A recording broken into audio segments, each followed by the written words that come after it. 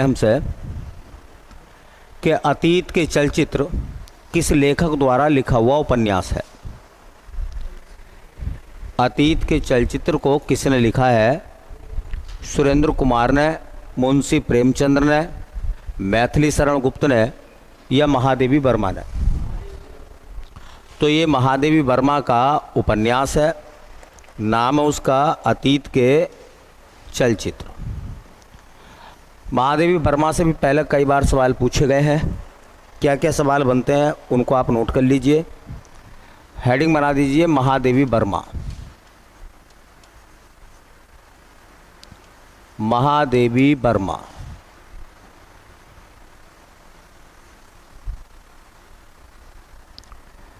देखिए, ये जो महादेवी वर्मा है, एक सवाल तो ये आता है कि महादेवी वर्मा का जन्म कहाँ हुआ था।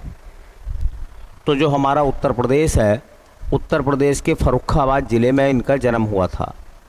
तो इनका गृह जनपद कौन सा था? Home district. तो इनका होम डिस्ट्रिक्ट है फर्रुखाबाद। ये सवाल एक बार पुलिस में भी आया था कि महादेवी वर्मा का जन्म कहाँ हुआ था। दूसरा सवाल यह है कि महादेवी वर्मा को क्या कहा गया है, उपनाम क्या है? तो महादेवी वर्मा का उपनाम है, इनको बताया जाता है आधुनिक मीरा। इनको आधुनिक मीरा कहा गया है। महादेवी वर्मा को आधुनिक मीरा बोला गया है इनको। महादेवी वर्मा की रचनाएं कौन कौन सी हैं? रचनाएं, तो महादेवी वर्मा की जो रचनाएं हैं, ठीक है, वो कौन कौन सी हैं? एक स्टोरी नुमा, उन्हें याद रखिए, मैं एक स्टोरी बताऊंगा। एक महिला है, एजड महिला है, बहुत बूढ़ी महिला है, ठीक है, 70-80 साल की उसकी उम्र है, ऐसा मान लीजिए कोई महिला है। उसके पास में कुछ महिलाएं आती हैं और वो कहती हैं कि शाम को हमारे यहाँ गीत गाने का प्रोग्राम है, आपको आना होगा। तो गीत गाने का प्रोग्राम रखा गया है कब? शाम को। तो शाम का मतलब होता है गीत गाए जाएंगे संध्या के समय। तो उनकी एक किताब आती है सांध्य गीत। सांध्य गीत गाने के लिए वो जो महिला है जिसको बुलावा दिया गया है, वो एजड महिला है। वो महिला जाती है गीतों में दूसरे गांव में, यामास है। यामास है, गीत गाने के लिए महिला गई दूसरे गांव में, जिन महिलाओं ने इनवाइट किया था उनके यहाँ। तो वहाँ बाकी महिलाएं मिली। तो उन महिलाओं ने पूछा कि आप अकेली आई हो? तो उसने कहा कि नहीं, मैं अकेली नहीं आई हूँ, बल्कि रास्ते में बहुत सारे लोग मिले थे मुझे। तो रास्ते में लोग मिलने का मतलब पथ के साथी।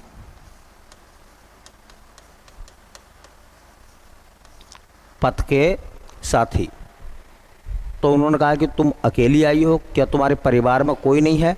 तो उन्होंने कहा नहीं जी, मेरा परिवार है। तो मेरा परिवार, उन्होंने पूछा कि तुम्हारे परिवार में कौन कौन है? तो उसने कहा कि मेरे परिवार में है नीरजा, निहार, दीपिका या दीपशिखा,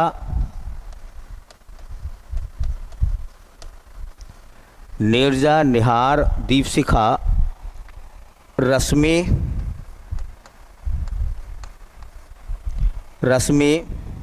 ये सब मेरे परिवार में है। सब ये मेरे परिवार में है। और ये छोटा सा जो बैठा है तुम्हारे पास में, ये गिल्लू जो है, ये गिल्लू भी मेरा ही पोता है, परिवार का है। तो बाकी महिलाएं जो है, उस महिला को यामा जैसी मोटरसाइकिल चलाते हुए देखते हुए, है ना, सोच में पड़ गई। तो जब वो सोच में पड़ गई तो उसके लिए हम कहते हैं हाँ स्मृति की रेखाएं,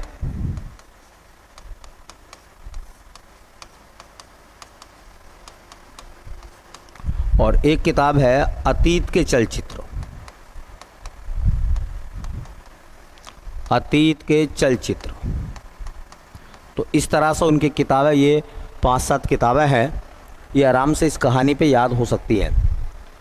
यामा, सांध्य गीत, पथ के साथी, मेरा परिवार, नीरजा, निहार, दीपशिखा, रश्मि, गिल्लू, स्मृति की रेखाएं, अतीत के चलचित्र, ये सभी किताबें हैं उनकी। अब सवाल आता है कि महादेवी वर्मा को कौन कौन से सम्मान मिले हैं। सम्मान और पुरस्कार कौन कौन से मिले हैं, तो देखिए 1956 में उनको मिला था पद्म भूषण। 1956 में मिला था पद्म भूषण। 1971 में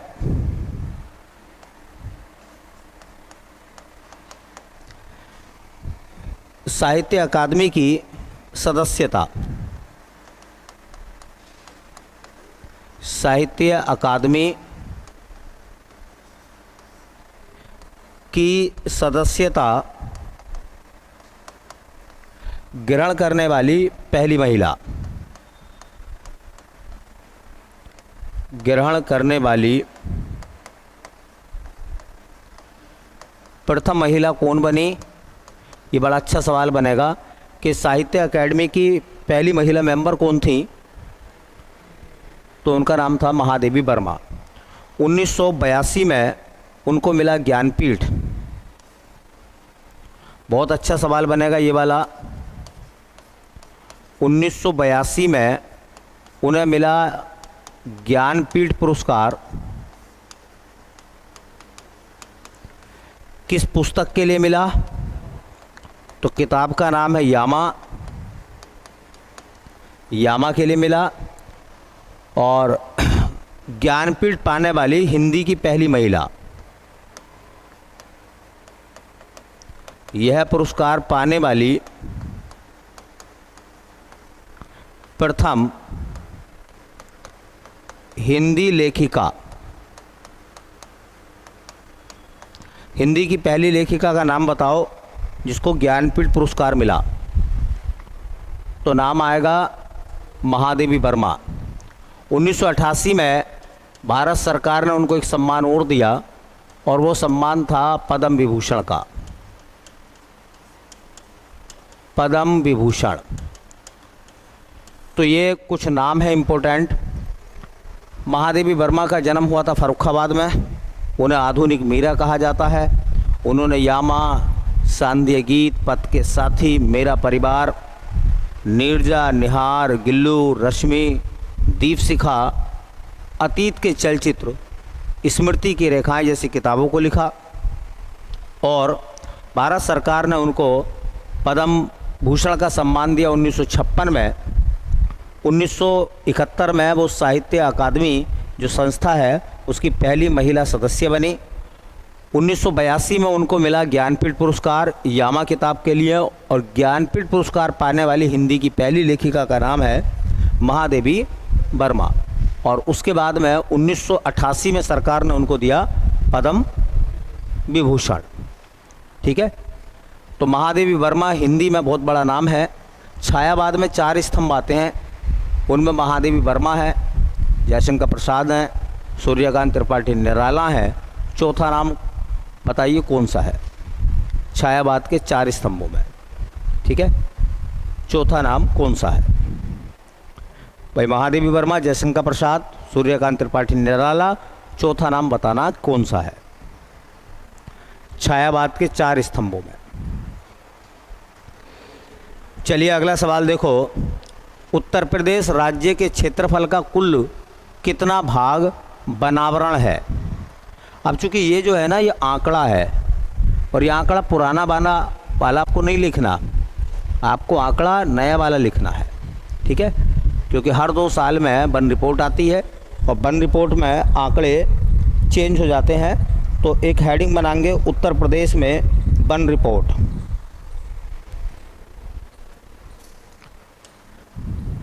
2021 के आंकड़ों के आधार पर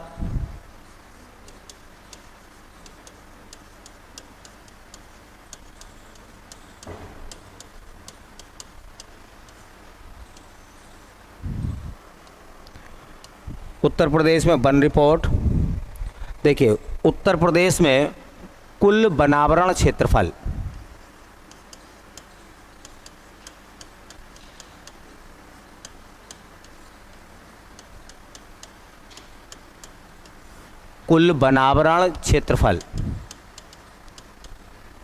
यूपी का 14,817 वर्ग किलोमीटर का एरिया वनों से ढका हुआ है।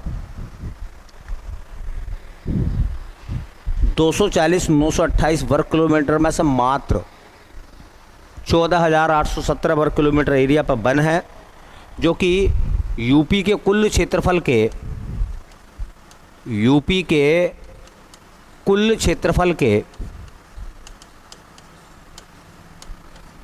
6.15% है। मात्र उत्तर प्रदेश में कितने प्रतिशत भाग पर वन है? 6.15%। जबकि राष्ट्रीय वन नीति के अनुसार ये बताया गया है कि किसी भी स्थान के कुल भौगोलिक क्षेत्रफल के 33% भाग पर वन होने चाहिए। तो हम तो बहुत पीछे हैं वनों के मामले में। ठीक है, अब सवाल बनता है ये कि उत्तर प्रदेश में सर्वाधिक वन क्षेत्रफल वाला राज्य है, जिला। उत्तर प्रदेश में सर्वाधिक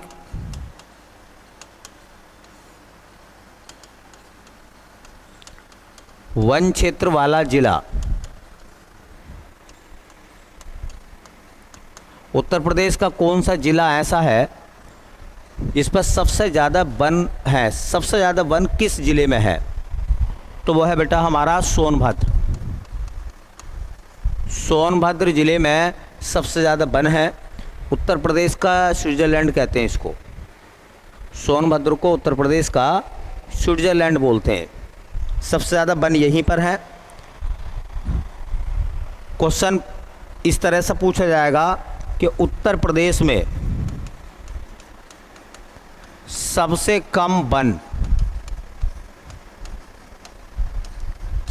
कम वन क्षेत्र वाला जिला।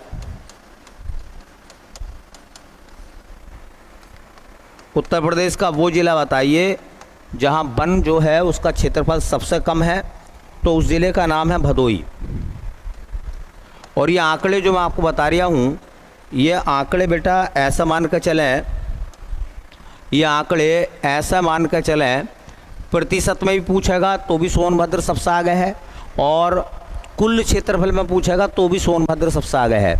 अगर सवाल ऐसा बना देगा कि उत्तर प्रदेश में सर्वाधिक वन का प्रतिशत किस ज़िले में है, तो भी सोनभद्र आएगा। और कुल क्षेत्रफल भी सबसे ज़्यादा कहाँ है वनों का?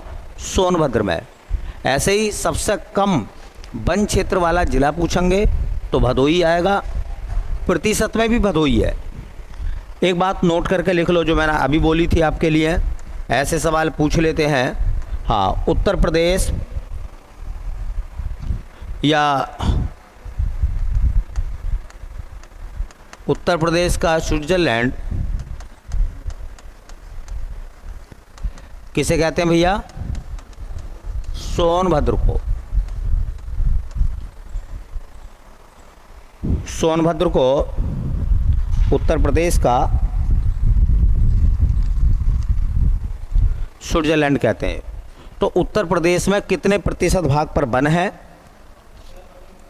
तो 6.15% पर। सबसे ज़्यादा वन किस जिले में है?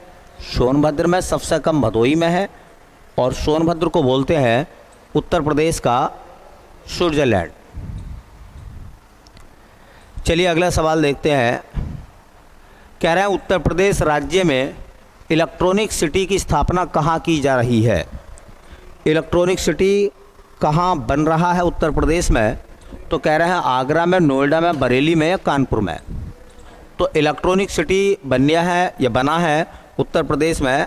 कहाँ? नोएडा में।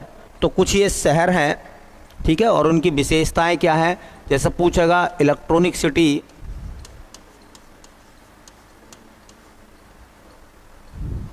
इलेक्ट्रॉनिक्स सिटी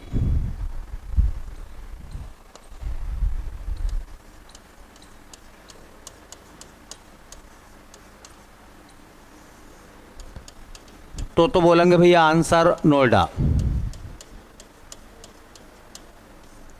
अच्छा, अगर वो ऐसे पूछ लेगा कि बताओ उत्तर प्रदेश में साइंस पार्क कहाँ कहाँ है, साइंस पार्क,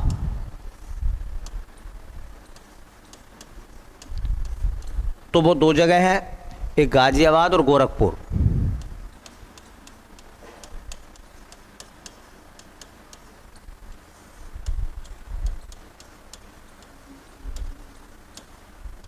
गाजियाबाद और गोरखपुर में। एशिया का पहला डीएनए बैंक कहाँ बनाया गया था? एशिया का प्रथम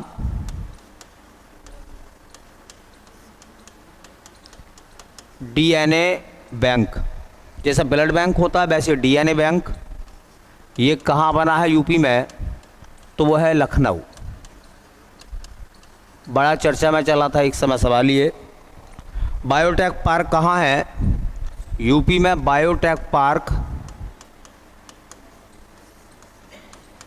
तो बायोटेक पार्क जो बनाया गया पहला वाला वो भी लखनऊ में था। बहुत आया पेपर में एक बार, ये कई एग्जामों में लगातार पूछा। Biotech park. वन्य जीवों का डीएनए बैंक, वन्य जीवों का डीएनए बैंक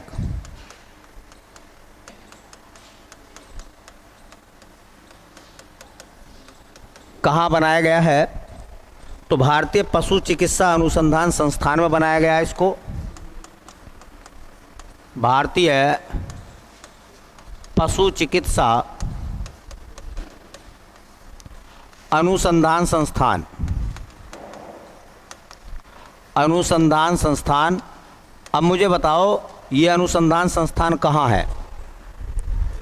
भारतीय पशु चिकित्सा अनुसंधान संस्थान कहाँ है? तो ये आता बेटा इज्जत नगर में। और इज्जत नगर कहाँ पड़ता है? बरेली ज़िले में। ये संस्थान भी आपको याद रखना है, ये संस्थान भी याद रखना है। तो उत्तर प्रदेश में इलेक्ट्रॉनिक सिटी बनाई गई है नोएडा में। साइंस पार्क दो जगह हैं, दो साइंस पार्क हैं, गाजियाबाद और एक गोरखपुर में। एशिया का पहला डीएनए बैंक कहाँ बनाया गया था? लखनऊ में। बायोटेक पार्क कहाँ बनाया गया था पहला वाला? तो वो लखनऊ में। वन्य जीवों का डीएनए बैंक बनाया गया है कहाँ? भारतीय पशु चिकित्सा अनुसंधान संस्थान कहाँ है हमारा ये? तो ये है इज्जत नगर बरेली में। कहाँ भैया? ये इज्जत नगर बरेली में। चलिए अगला क्वेश्चन देखते हैं। अगले सवाल में लिखा हुआ है कि भारत में हरित क्रांति का श्रेय किसको जाता है? तो डॉक्टर रामकृष्णन को, डॉक्टर एपीजे अब्दुल कलाम को, डॉक्टर रंगाराजन को, डॉक्टर एमएस स्वामीनाथन को। तो हरित क्रांति इंडिया की बात चल रही है तो इंडिया में एमएस स्वामीनाथन को। और ये भी याद रखना है कि इसी बार जो है एमएस स्वामीनाथन को कोई सम्मान मिला है, भारत रत्न। तो इम्पोर्टेंट बन जाएगा, एक हेडिंग बना दीजिए हरित क्रांति। हरित क्रांति, ग्रीन रिवॉल्यूशन।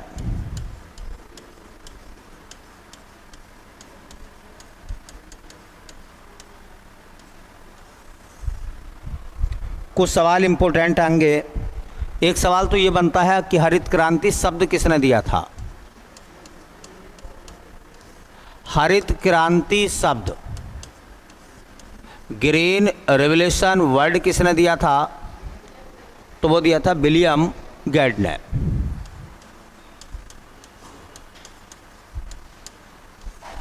विलियम गेट क्योंकि रहने वाले थे अमेरिका के। अब सवाल आता है कि विश्व में हरित क्रांति का जनक, विश्व में हरित क्रांति का जनक।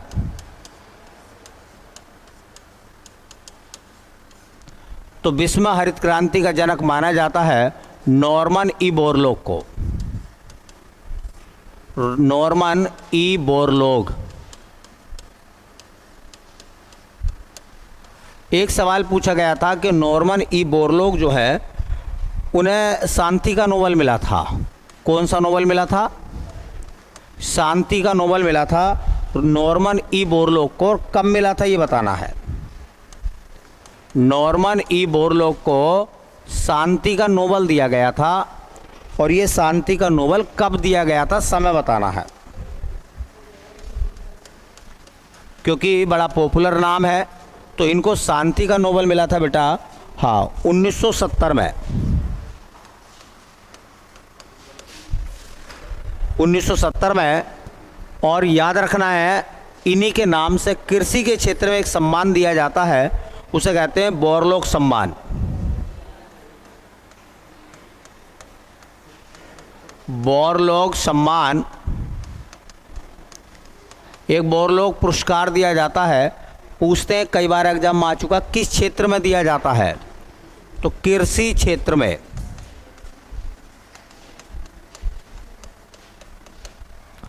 कृषि के क्षेत्र में दिया जाता है। भारत में हरित क्रांति का प्रणेता, अब भारत की बात कर लेते हैं भैया। तो भारत में हरित क्रांति का प्रणेता ये माना जाता है जगजीवन राम को। जगजीवन राम उस समय कृषि मंत्री हुआ करते थे केंद्र सरकार में। उनकी थिंकिंग थी, उनका विचार था ये। भारत में हरित क्रांति का जनक, भारत में हरित क्रांति का जनक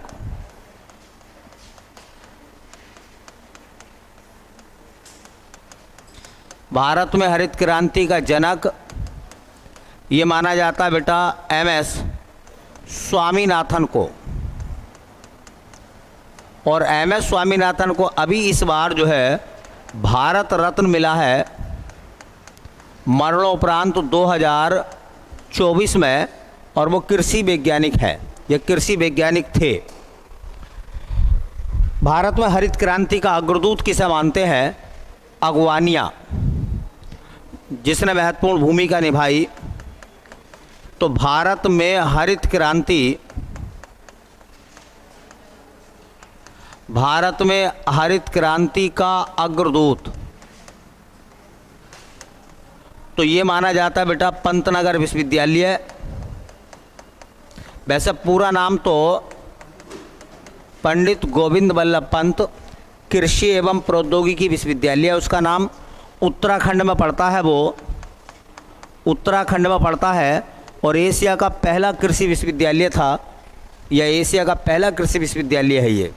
पूरा नाम है पंडित गोविंद बल्लभ पंत कृषि एवं प्रौद्योगिकी विश्वविद्यालय, पंतनगर, उत्तराखंड। दो एक सवाल और इम्पोर्टेंट है, उनको देख लीजिए। हरित क्रांति के मामले में भारत में हरित क्रांति की शुरुआत कब हुई थी?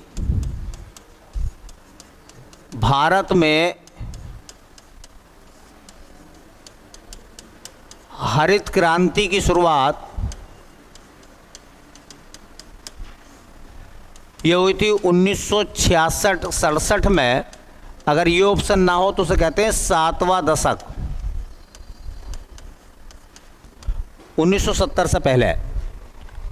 देखिए भारत में, हाँ, हरित क्रांति से लाभान्वित फसल जिनका उत्पादन बढ़ा, हरित क्रांति से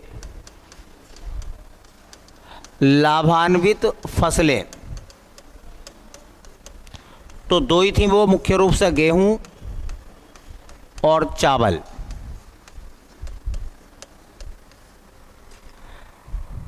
देखिए हरित क्रांति से लाभान्वित राज्य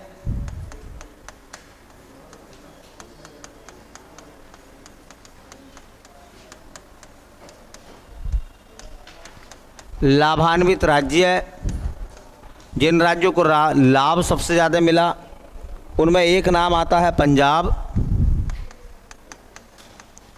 एक नाम आता हरियाणा और मुख्य रूप से हमारा पश्चिमी उत्तर प्रदेश।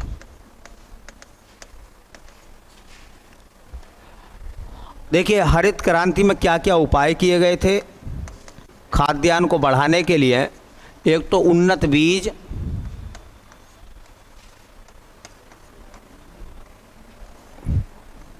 उन्नत उर्वरक, खाद,